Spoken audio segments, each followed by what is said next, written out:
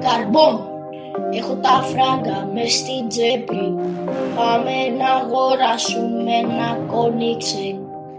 Πάμε για μια κόντρα, πάμε να πάρουμε το κόνιξε ξεσέ. Το πρώτο type.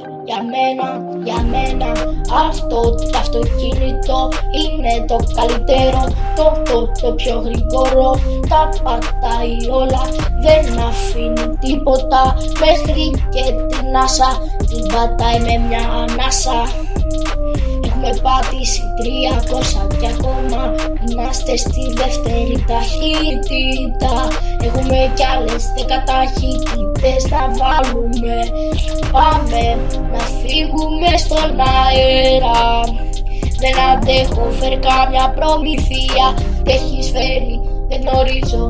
Παίζει να έχω κάνα πατατάκι με λίγο τυράκι και ένα κρασάκι.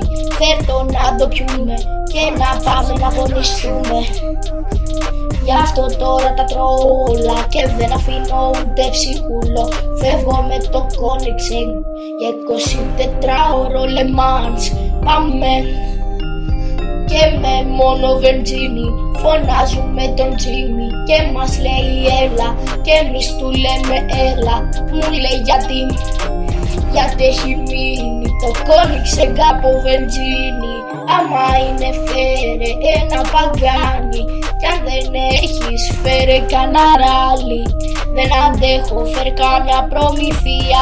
Τι έχεις φέρει, δεν γνωρίζω. Παίζει να έχω κάνα πατατάκι με λίγο τυράκι και ένα κρασάκι. Φέρ' το να το πιούμε και να πάμε να αγωνιστούμε. Γι' αυτό τώρα τα τρώω όλα και δεν αφήνω ούτε ψυχούλο. Φεύγω με το Koenigsegg για 24ωρο Le Mans.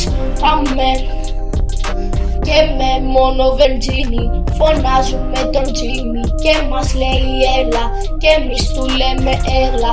Μου λέει γιατί έχει μείνει το Koenigsegg από βενζίνη. Άμα είναι φέρε ένα παγκάνι κι αν δεν έχεις φέρε κανένα ράλι. Καρμπον, φέρε κανένα ράλι.